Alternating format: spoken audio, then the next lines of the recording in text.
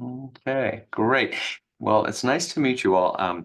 We talked here in the office, and I'm here with John Jost, the Director of Admissions on the New England campus. I'm on the California campus, and then Anna Van Wyk is an admissions counselor. And just so everybody knows, our admissions counselors actually work for both campuses. They're technically tied to one campus or the other, but when we're on the road, we're talking about both campuses. Thomas Aquinas College has a campus in California, as you may know, and then also in New England.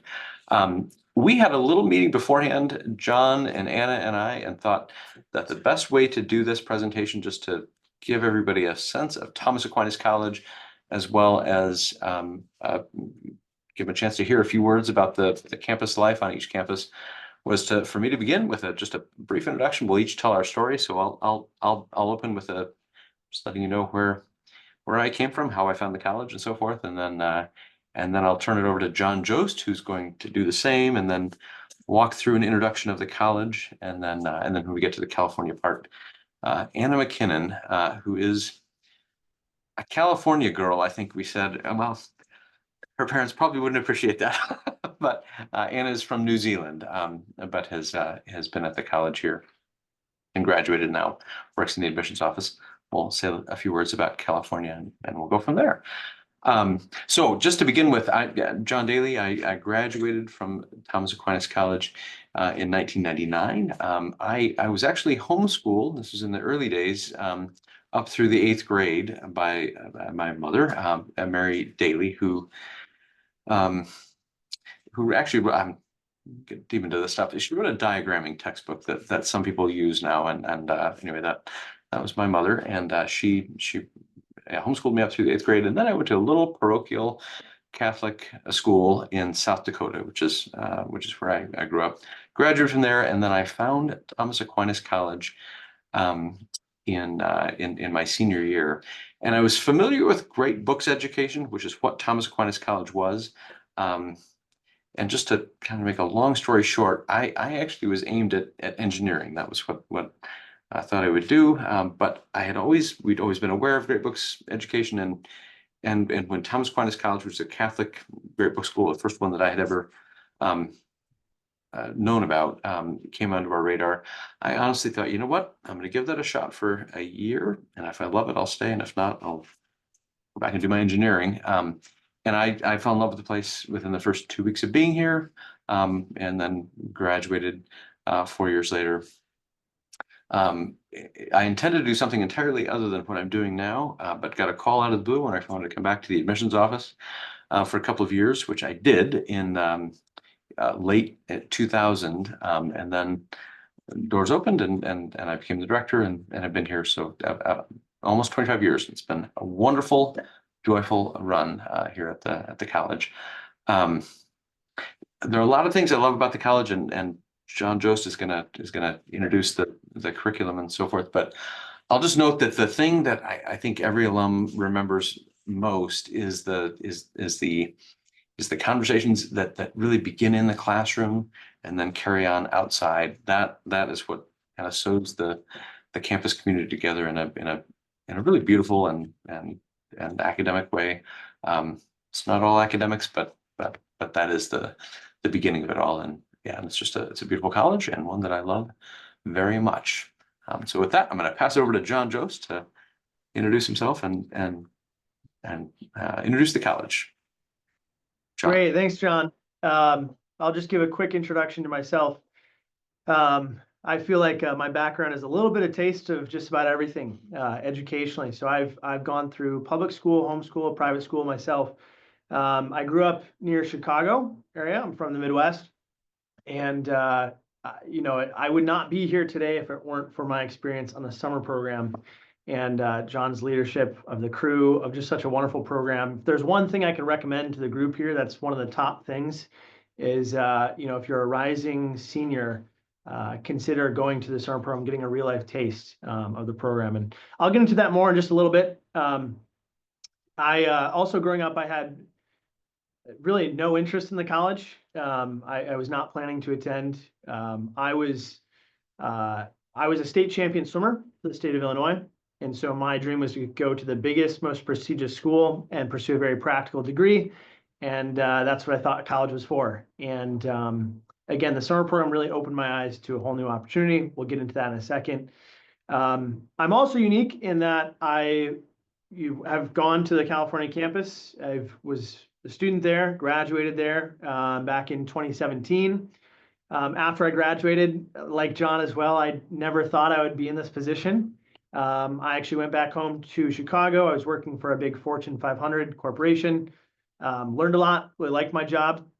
And then John Daly called me up and said, we have a once in a lifetime opportunity. We've just been given a campus for free in New England. And so I said, well, let's talk more. And it took 2 years for that to be fully finalized. And I decided to come out here and help start this crazy venture. So I've been out here. I was one of the first employees out here. I think I'm second left of the employees here. So it's been really amazing to see how this campus has grown. I remember when we showed up and there weren't many buildings ready, and now you wouldn't guess. It's only been here, 5 years. We're going into our sixth. Jenny, your son, Nathaniel, one of our stellar students, was here among the first class to come through. So I'm sure you're a great resource for that experience and what this is like. It was great to work with him, get to know him. Of course, he works for the college now as well. His wife, Simone, now Cassidy, also worked with me in admissions. So it's been a great adventure, and it's been great. I've been blessed with all those different opportunities that it's enabled me, I think, in many ways to try and help guide young men and women to making the best decision for themselves of what the best fit is. So, and that's how I view my role. My job is not to necessarily convince or sell someone on this, but I want to try and give a clear description of what this is. And of course, if you have any questions, let me know.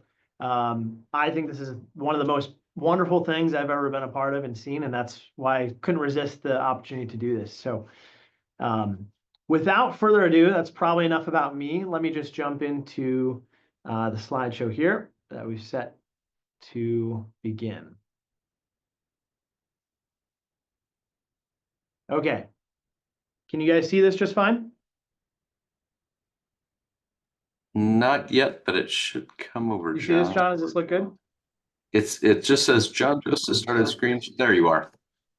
Got it. Okay, great.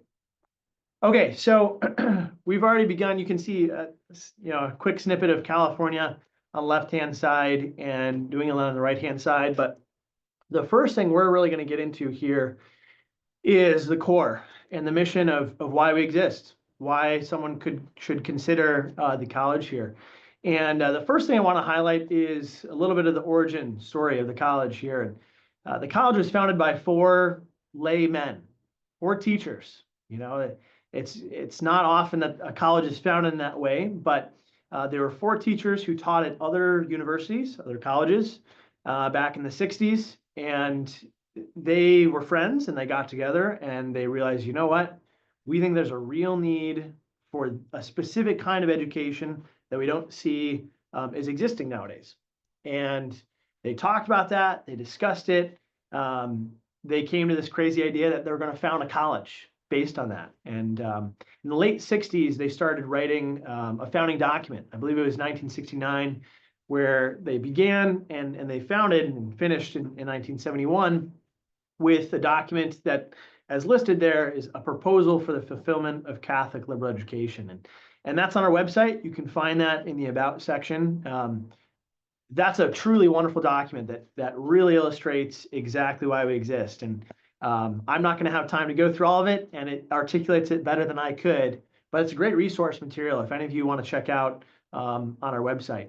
I also want to point out here, as you can see, that is Fulton Sheen, Blessed Fulton Sheen right there, who, as I understand, was a very influential part of helping the college be founded. I think he helped, run a gala to kickstart some of the founding and the fundraising for the college.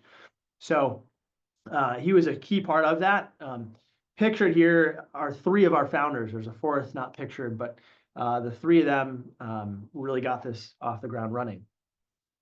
Now, I touched on this before, and I'm going to go just say briefly here, the high school summer program. If you are a high schooler right now, if you are a junior or sophomore, or if you're thinking about, your next steps, like I said before, I want to take this opportunity to say there's probably no better opportunity to discern if this college is a good fit for you than the high school summer program. Like I said, I would not be sitting here today talking about this. I believe Anna Van Wyck was also in the summer program. I don't think the summer program existed when John Daly was a high schooler, but that's because he founded it. No, I didn't found it. For No, high school. And so what it does, it gives you a little bit of taste of the whole program. What we're going to do is illustrate it for you. We're going to discuss it, illustrate it, but there's nothing like actually getting the real life experience. So if anything that we say is appealing to you, the summer program is a great place to look into. Now, this is one of the key parts of the whole presentation, and by no means am I going to be able to be exhaustive. I'm just going to hit on a few notes here as I've listed, and if you have questions, I'd love to take that up at the end. But I wanted to highlight a few things that I think are very core to us that you should know about, and also things that really stood out to me when I was a high schooler considering colleges and next steps. Again, I was looking at lots of different colleges. Most of them were similar. This is a very, very different college from most. And I understood that when I went through the summer program. So the first few things that most everyone knows about us that should be fairly obvious is, number one, the curriculum. The curriculum is composed of what we call the great books, right? It's a collection of some of the most influential works of Western civilization. And those books, we're really reading those books in their own words, in the primary source texts. So that is to say there's no textbooks in the entire curriculum. And we believe in that so much that, we think that the authors of those works are really the true teachers of the education. We obviously do have professors who we call tutors because their job is to help guide us to the truth, which leads to the second point, which is the discussion. So all of our classes are led by way of a discussion method class. There's no lectures in the entire college. So first off the bat, right away, there's two very distinct aspects of the college. And in my own words, I would tell you that when I was a high schooler, two things were clear. Number one, that I had read some of these books before, and I thought I knew them very well. And so I thought, why do this in college? I've already covered this. And I was very naive at the time. And I would say that I was no wise high schooler, but at least I was wise enough to understand that through my experience of the summer program, I was just scratching the surface of really what these works were getting at. And specifically, that became clear to me when I had the opportunity to talk to the college students. We would chat, and I would say, "Oh yeah, I've read the Iliad. Here's some things I remember from the Iliad." And I would say a few things, and then I would listen to some of the current college students, freshman through senior, illustrate point after point, depth after depth, integration, meaning, connections to other works. And I realized, wow, okay, I have a lot to learn here. So the books really stood out to me. And the second thing is they're the kind of books that really deal with important questions. We would say probably the most important questions of life, right? The kind of questions of, does God exist? What is a happy life? What does it mean to be happy? How to be a good citizen? So on and so forth. And so these are the books that ideally you want to come back to again and again. They're not the kind of books where you read once, you're done, never going to read that again. These are really, that's why they're called the great books, because they're worth reading for their own sake. And you get a lot out of that. And again, to highlight the discussions, that was a huge part of the discernment for me, quite frankly. And I just want to highlight now, if you are a high schooler, or if you have a son or a daughter who's considering college and the next steps, one thing that's extremely unique about us is the way in which our classes are conducted, as I said, through discussions. And not that there's anything wrong with lectures. That's where most of the other colleges I was considering. Discussions is just a different method. And so what that looks like is the professor will come in, we'll start every class with the prayer to the Holy Spirit, and then we'll sit down, and the professor will typically ask what we call a opening question, where it's a question rooted in the text. Typically he'll quote a certain part of the text and then ask an opening question to generate a discussion about the text.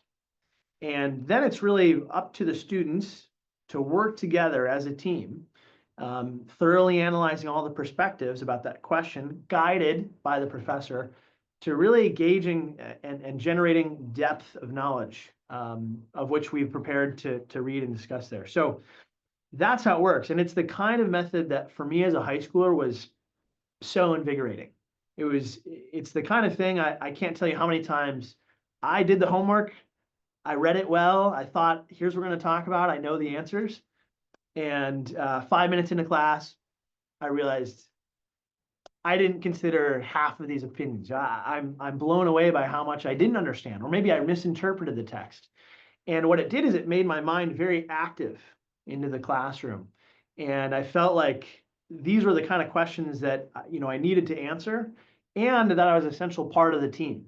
So I would tell you this: when I was a high schooler and I experienced this for the first time, I'm not kidding. I think it was one of the first times in my life where I really wanted to go to classroom. That was one of the highlights of my day. Is I knew that we were going to be talking about meaningful, real things that I wanted to know, and that the answers to those questions were going to have a big impact on my life. And that's true. It's the kind of questions that everyone's going to have to answer, whether deliberate or not, that are going to really define how you want to live your life for the most part. So sorry to spend a lot on those first 2 points, but those are really important to us. You probably already know that we are a Catholic college, and so I probably don't have to say much about the importance of the spiritual life in the community. Both campuses have multiple masses throughout the day. We'll show you some pictures of the chapel. Full-time chaplains, confession, spiritual direction, the rosary, so on and so forth. Again, I grew up Catholic. I've always been Catholic. I thought I was a very good Catholic, and I think I was as a high schooler, but I remember going to TAC and thinking, this is the big leagues. You look around and realize everyone has the same values and is striving for this. And it's a really essential part of the college. Then the last three I want to touch on real quickly is the integration. One of my friends told me recently, part of the secret sauce of Thomas Aquinas College is that not only are we studying all these great books and these great works, but we're doing so in a particular order, not just for one science, but for all of the sciences, all of the subjects, the classes, specifically in a specific order together. So for example, we believe, I can go through the curriculum, we can talk about that later, but to highlight it, we really think that the students are going to be a better philosopher because of their mathematics. They're going to be a better theologian because of their philosophy.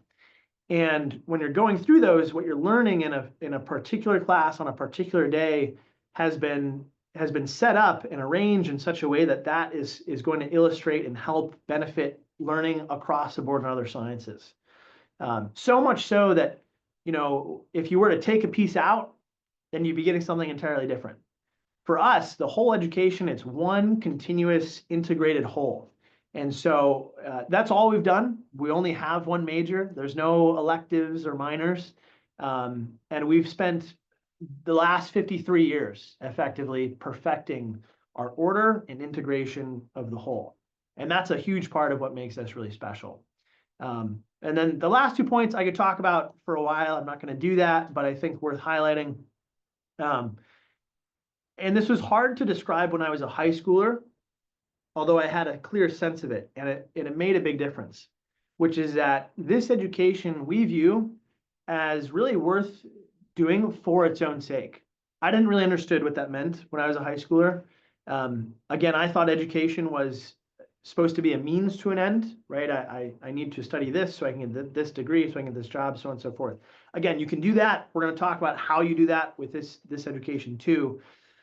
But this college really stood out to me when I was discerning options, insofar as that, again, the people who came to the college typically were there because they wanted to be there. They wanted to read these books. These questions were central in their mind of learning. And it was a very different culture than a means to an end approach. Again, not that there's anything wrong with that, but for us, we think there's something a little bit deeper that we're aiming at. And that's really kind of at the heart of the culture of the student body. And I'm sure Anna can kind of help illustrate that. Again, I don't know how I would have articulated that at a high schooler, but to me, I think that I'll give you this example. Going to class, I can pretty confidently say everyone in my group, my section of students, we have small classrooms. There's usually about 17 students. Everyone wanted to be there. Everyone wanted to study these, consider these, and we had a very different group of perspectives. But through that, we really cared about knowing the answers because we cared about the truth and realized that this was going to make a difference in our life. So I'm very thankful to that. And I think it's a very special part of the school. And then lastly, again, this could be a whole topic. I'm just going to touch on the freedom. Really, this education, I believe, ultimately is ordered to freedom, right? Freedom to know how to be happy in this life and the next. And particularly in the Christian, the Catholic understanding of freedom. And that's one of the things I'm just ultimately so grateful for from this education and gained so much from is that it's not going to make you a specialist in one particular thing, but it's going to help train you how to think well and how to understand what the most important principles in your life that you're going to need to know, no matter your vocation, your stage of life, the most important things. And I'm very thankful to that. So those are kind of the 6 highlights. Again, I could talk all day about the college. I've benefited and been very blessed by it. But those are things I want to touch on now. If you have questions, we can talk about it afterwards. But at this point, I'm going to carry forward on and hand it back over, I believe, to John Daly to go to kind of the founding of the California campus as we take campus by campus here. Sounds great. Thank you, John. And you bet. So I'll just open this up, but then I'm actually going to ask Anna to jump in. So the college was founded, and John, I'll just let you advance the slides as we go here, but this is the right slide. And that was great, John. Thank you too. And I guess I should also just mention I see a lot more people here at the beginning than just when we started. Thank you all for coming. I know it's 8:30ish your time. We're grateful to have you on here, and our presentation here is scheduled to last about 4 hours. Just kidding, just kidding. No, no. Honestly, our aim was to kind of get through the main presentation and probably in the next 10 minutes here. But then we're happy to hang out and answer questions, and also we're also very glad to get back on this on a call with anybody at any point down the line. So thank you again for coming, and just so you have a sense of where we're going with it. And again, so John Daly is my name. I'm the admissions director on the California campus, and I've been with the college since 2000. So. Yeah, so in California, the college, John touched on the founding. Just to highlight one of the points he made there, it was founded by laymen who were teaching at another college here in California that had a curriculum similar to what this one is now, and they basically, it was the middle of the '60s, and their thought was, let's see if we can refound this and build it up, and they did that. Thomas Aquinas College was born out of that effort. It was born on that pasture that you see in that not so beautiful picture there. That actually wasn't born there. It was started in Calabasas, California, which is about 40 miles away. And then a few years later, we were gifted this property.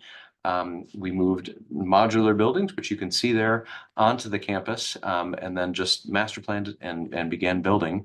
The next slide shows you a little bit more of a current image of what things look like now.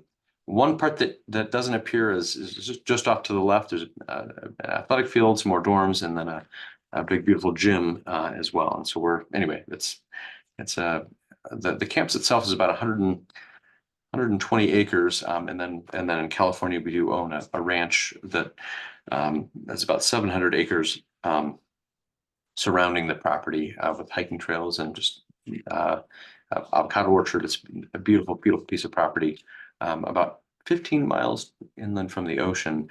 And on that note, I do want to just ask Anna Van Wyk to roll in and say a few words. So, That Anna. sounds great. Thank you so much, John. Can everyone I hope you can all hear me okay. First of all, before I introduce myself, I would like to apologize. I am actually traveling at the moment. My coworker, the other admissions counselor, Ryan, and I are on our way to Sacramento to visit some high schools and recruit up there. But just to introduce myself, my name is Anna Van Wyk. I am an admissions counselor at the college. I just graduated in May. So with Anna McKinnon, I'm sure a lot of you know her. And Mrs. McKinnon, I think I saw Helenka in the background earlier. So make sure you say hi to her from me, please. Anna actually, as John mentioned earlier, I'm from New Zealand. And so Anna traveled with me to New Zealand. And I am very excited to come to England this coming June for Anna's wedding. So yes, we're very good friends. But I would just like to tell you a little bit about myself, I guess, before I jump into what life is like on the California campus. So um, I am from New Zealand originally. I grew up there. That is where my dad is from, but my mom is from Minnesota. So every Christmas time when it was our summer break down in New Zealand, we would visit my grandparents who lived in Minnesota. And we kind of found out about the college by accident one day, actually. I was my grandparents on my mom's side said, oh, you should check out this college because you always go through LA when you're traveling from New Zealand to Minneapolis. So we rented a car, we drove up, we went to Thomas Aquinas College for Mass. And I was like 8 or 12 at the time. I was very, very young. But someone in admission saw my family and was like, oh, we'll give you guys a tour. So we were going along this tour, and I was this little kid that was just starstruck by the college because, like you saw in the photo, like it's just a beautiful campus. Um, and I was just such a bookworm when I was little. Just the sound of like, oh, all you do for your college education is read sounded like a dream to me. I was like, no, just reading, that sounds like the best. So I was sold on the college from when I was very young, but I didn't really think very seriously about it until I attended the summer program, which John Jost was talking about earlier. So um, and the summer program really just cracked my whole world open in a way. I had never. New Zealand is a pretty small country, and especially the Catholic community is very it's very small. I really didn't have many friends that I felt comfortable talking about everything with and talking about especially important and meaningful things with. But when I went on the summer program, it was amazing because I met all these wonderful, cool, like Catholic peers my age who I wanted to be like and wanted to be friends with for themselves. But I was able to have these really meaningful conversations about life, about God, about the truth, with these other people. And I guess what really drew me to the college was I wanted to be that type of person that I was on the summer program all the time. I was just so comfortable and so happy that I left the summer program thinking I can't leave this place if I don't think I'm gonna go back. Um, so I went back to New Zealand, and I sure enough I applied to the college. Um, I applied to other universities in New Zealand as well. Um, universities are a lot cheaper in New Zealand. I don't know if it's the same thing in England. It probably is, but I at that time the government you could go for your first year of university for free. You didn't have to pay anything. And on top of that, I got a pretty good scholarship to the main university in Auckland that I was thinking of going to, but I just knew that my experience would be so different and that there was really nothing like uh there was nothing like Thomas Aquinas College in New Zealand or anywhere really in the Southern Hemisphere for that matter. So despite kind of the financial incentives for staying in New Zealand, I knew that the kind of education and the kind of experience I would get at Thomas Aquinas College was just worth um, really any amount of money in my mind. So yeah, so that is how I ended up at TAC. and I just graduated from there, so my experience is very recent. And again, thank you all so much for being here, and I'm so yeah, happy to share it with you all. So a little bit about the California campus. So as you saw in the photo, it's an absolutely beautiful campus. We try and, but both New England and California are so special in that the architecture does kind of really match the environment that they're both in. So our architecture on campus is kind of a mix of the Spanish Mission style, as well as kind of like Greco elements. We have a lot of columns and colonnades, and yeah, just beautiful archways. So we are very close to Ventura, which means that we're very close to the beach. That is something that people do on weekends very often, is drive down, spend the day at a beach, or go on hikes. We have intramural sports all year round. So that is soccer, we have frisbee, we have basketball, we have flag football.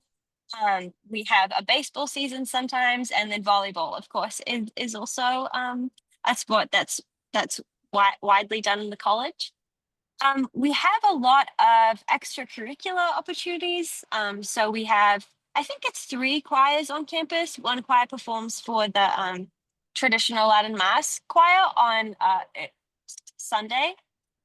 We have another choir that is a 16-part a cappella kind of choir that performs for adoration. And then we have another choir. It's called the Grimm Choir, and that one is for the other Sunday masses, and then also for a Christmas concert and other kind of concerts that we have throughout the year. We're also very blessed to have a student body that very actively puts on plays, puts on musicals. So we always have, it's usually one Shakespeare play every year. In the past, we've had some very enthusiastic students who have actually learned their lines over the summer. And so the past couple of years, we've actually had 2 plays every year, which has been really, really fantastic. And then we also have a musical, a kind of Gilbert and Sullivan style operetta musical in the spring semester. Swing dancing is something that's very very well loved at TAC. Also, I didn't know how to swing dance going in, but you pick it up very easily, and it's a great way to be social, and yeah, just have a really fun but wholesome time, I would say. And so we have around, gosh, it's hard to say, I think, but we have probably around 8 dances every year, about 4 each semester. And then those are put on by a certain class. So for example, like the senior class will pick the venue, pick the food, make all the food, set up the decorations, make a playlist, and then yeah, you have a really enjoyable dance. So yeah, if there are any questions about the California campus, I would love to yeah, take some of those later at the end. But for now, that's a little overview of the California campus. That's wonderful. Thank you, Anna, very much. John, do you want to take over for New England? Yeah, thank you, Anna. I'll just take a moment to say that, we are one college with 2 campuses. So everything I've said at the beginning about the program, the curriculum, the mission, it's the same for both places. And everything Anna just beautifully illustrated is basically exactly the same at New England, just a different geographical spot. So thank you, Anna, for that. I won't have to repeat much of that, but it really is the same thing, just in 2 places. So as you can see here, I'll just give you a quick intro that, as I referenced before, this campus in New England, I guess similarly to California, was given to us. So my understanding is we weren't even looking for a second campus at the time, but the organization who kind of was overseeing the transfer of this campus to another school found us, and we were highlighted, and they approached us and said, we think you might be a good fit. And so we discussed it. In the end, we went ahead and applied. There was over 200 schools that applied for this campus. My understanding is we were the only Catholic school that did so. And it was not a Catholic organization that was actually, giving this away. It was a Christian one. And in God's providence, it was given to us. And it's a magnificent, beautiful campus. Now, we arrived and kind of started in the fall of 2019. However, the campus here, as I'll show you, this is kind of another shot from above, is actually much older than the college itself. It's almost 100 years, previously founded before the college. So it's ironic kind of mixture of history here, but this campus was founded in 1880. And I can talk more about that later, but it's a big historic campus. We have exactly the same sorts of activities Anna just described. Here, I would say the big differences are, though minor, would be, again, geographically, we have skiing. We have the 4 seasons, so there's always something changing throughout. We're right next to the Connecticut River, so there's a lot of kayaking in the spring and the fall. I don't recommend the winter, but throughout the year, we have the same sports, the same dances, the same music. This is actually a nice little shot of one of our student centers, which is where most of our dances happen for the students. So other than that, that's a quick touch on the New England campus. One thing some of you might be curious about is the size. What is there a difference in size? And there is right now.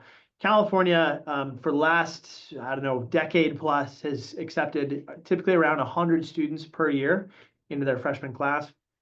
And New England here, we're building up to that. I remember the days where we had, sections or classes of 30, and now we're up to 70s. So we're building towards that. Our total student body in New England right now is just around 200, and California is just around 400. So we're about half the size, but again, it's the same culture for the most part, same activities, just two different places. And I will say this: some of you also might wonder, why didn't you just stay with one campus and expand the student body? And that's an important part of the school, and that the founders from the very beginning always wanted to maintain a small student body and small community life. Not too small, but not small enough where you can know everyone's name and have a real sense of a tight-knit community. And so that's why, on principle, we decided to open up the second campus, so that we've been able to open it up to a whole bunch more students. And again, I'm very glad to say, in God's providence, that now we've grown by 50% of our total student body in just 5 years, which is incredible to me. I kind of have to remind people we've only been here for 5 years or so. So that's a quick synopsis of New England. Again, we can take questions at the end if there's any specifics. This is some of the shots of the buildings. This is actually the building I'm in right now and work in. It's our administrative building. And that's a picture of the whole. You can see it's a little bit different style. The buildings are more spread out here. So I wanted to show a picture to give you a sense of the whole campus. The Connecticut River is covered by clouds for the most part on the left side there. But anyways, here's a sense of the whole campus. And again, if you have any questions, we'll touch base on that as well. The last thing I want to show about New England is our chapel, really important part. In fact, our priest always says most important building on our campus, which is true. And this has been rededicated. It was not built to be a Catholic chapel. We had a whole dedication ceremony back when Nathaniel Cassidy was here as a student as well. It's an amazing ceremony. And I wanted to show up top here that icon. I don't know what was there before, but we put that in. It's a custom-made icon, and this chapel has been dedicated to Our Mother Perpetual Help. And the inside, that's a shot of what that looks like. In fact, this may have been actually the dedication mass there. So I think that's all I have to say about New England. And at this point, John Daly, I want to throw it back to your way to talk about some of the financial aid setup. Sure, and I know we're running a little bit late here, so I'll touch on this briefly, but then I will be more than happy to answer particular questions, either on the Zoom or later on in particular. So please don't hesitate to reach out. And maybe, John Jost, do you mind throwing our email addresses into the chat Yep. I go here, yours, mine, and Anna's as well. And thank you for that, John, too. Yeah, so just the short of it is we do our best to meet the financial need of the students that come to the college. It is I just, to be honest with you, on the international side, it is a little bit more difficult. I know the distance is there, and then we do assume that our students will take on a certain amount of loans, debt, when they're rolling through the college.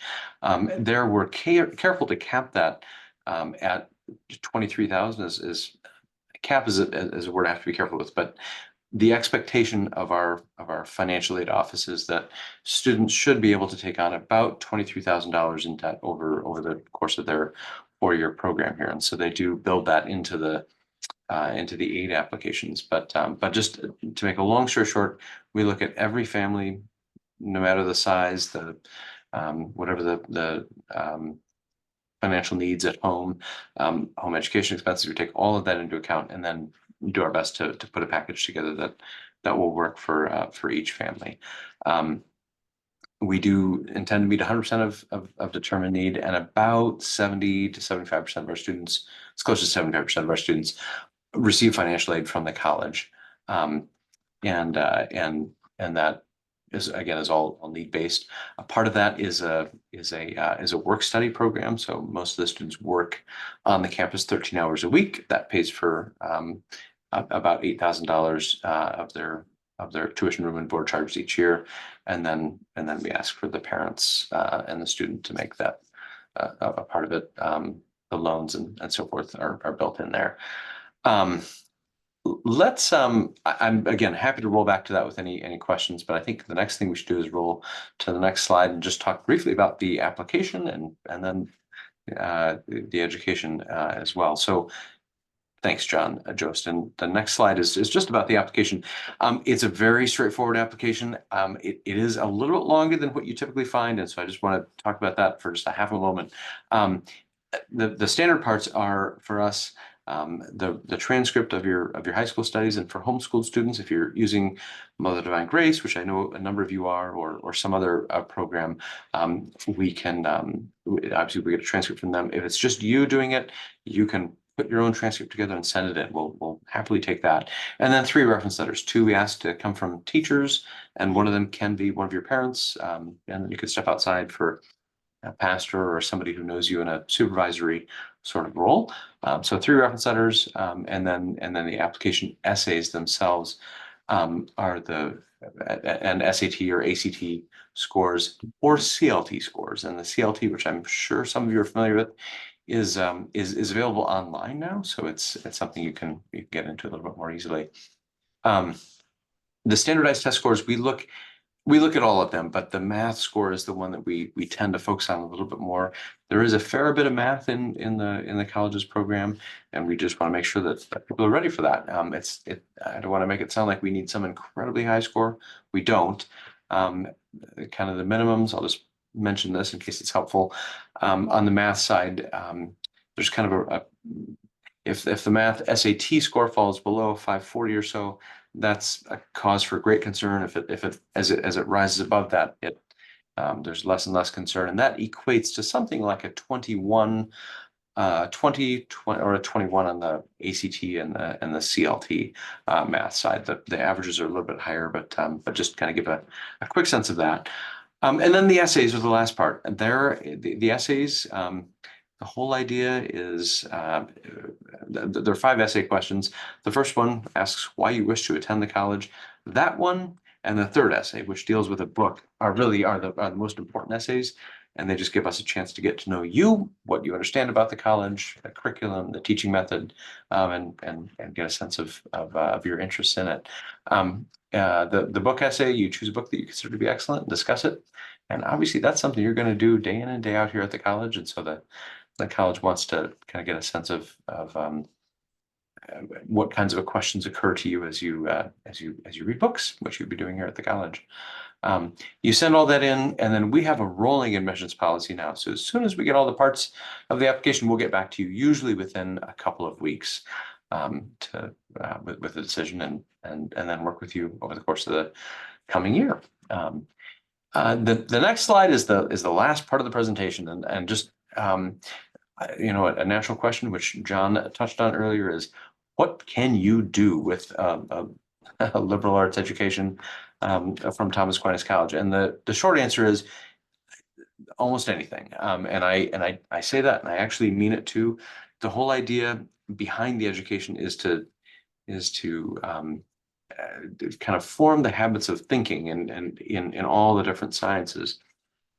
So everybody here takes 4 years of math, 4 years of science, 4 years of philosophy and theology, as well as 2 years of language, 1 of music, and then a course that covers history and literature, modern philosophy, and some other important subjects as well. The idea in every one of those classes is to go back to the foundational principles and build up from there. And that really does open the doors to all sorts of different careers and vocations and so forth. So education, business, law, the religious life, and medicine are kind of at the top of the stack in terms of where people tend to go when they graduate from the college in terms of careers.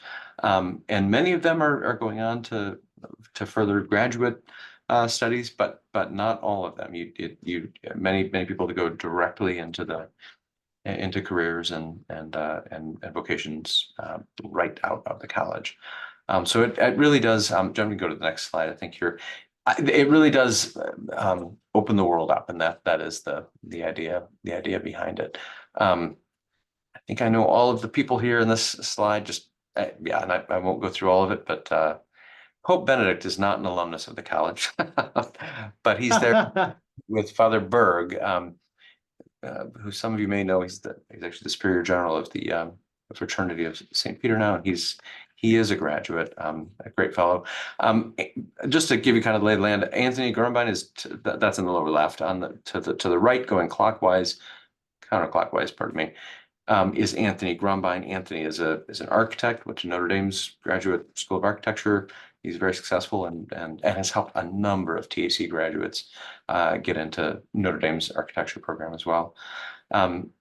Sarah Dale and Olivia Cobb, one is in chemical engineering, the other one in biological engineering of some sort. I don't remember exactly what the field is, but one is Notre Dame, the other St. Louis, and then up top is an old classmate, actually, Tom Alexander, who he works for anyway, he's in business.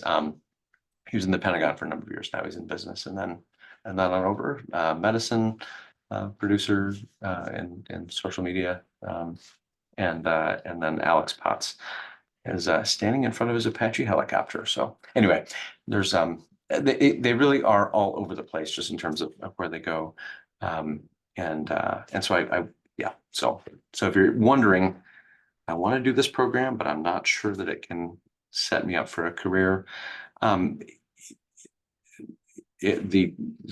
We're happy to put you in touch with alums who've gotten into all kinds of different careers in case that opens doors for you. But yeah, it's opened a lot of doors. So the last thing I'd say is just, I know you're all a long way away, but we would love to have you come and visit the college.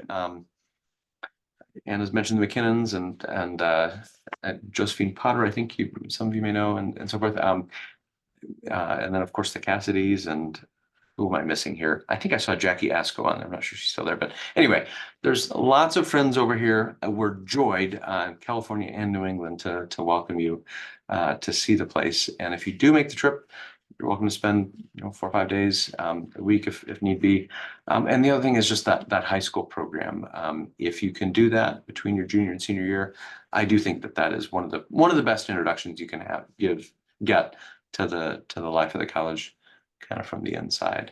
And with that, I think we want to just kind of open things up to questions and maybe stop the screen sharing, John, just so we can see each other a little bit more clearly. I hope that wasn't too long.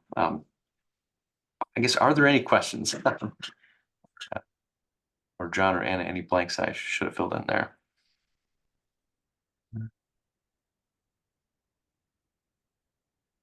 Thank you so Perfect. much. You did a really good job. Great, thank you. thank you all. And now it's almost 9 o'clock at your time. Thank you all for taking time out of your evening to join us. Yeah, and we really would be happy to jump in at any point. I just had a little question. Out of interest, on the New England campus, do you tend to have more out of all your sort of European or non-American students? Do you have more over on that side, or is it not necessarily the case? We It seems do, so much yeah. closer It's to a us. good question. Yeah, no, great question, Jenny. Yeah, we do. I think that's been the beautiful, not that we don't in California, of course we do, but I have noticed, I think the college has, that it's really opened up this education to more of the world. We've made numerous connections all over Europe, to England, Scotland. We have students from France. I mean, all over, and even South America, believe it or not, as well. We've had a good contingent from there as well, and I think that's been a wonderful thing for the college. I think, if you can imagine with the classroom where you have your small, groups of students getting into a classroom discussing these important works.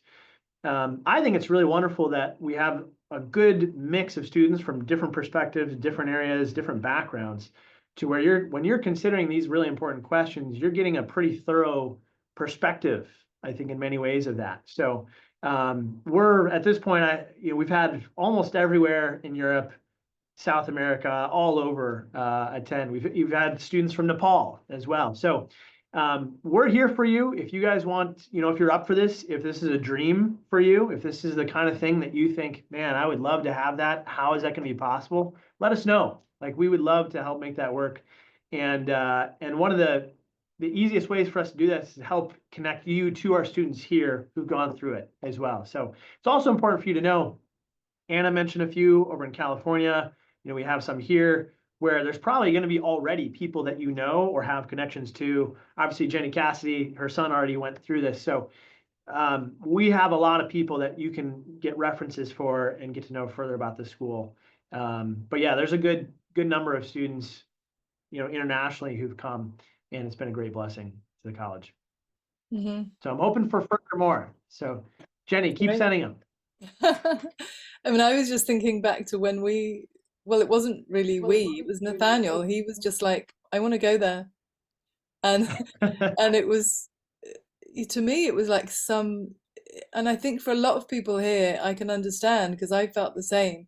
It was like some far off another planet, so out of the movies. Like, I couldn't even imagine going to America, never mind. I mean, it just seems so far removed from what our normal reality is, kind of thing.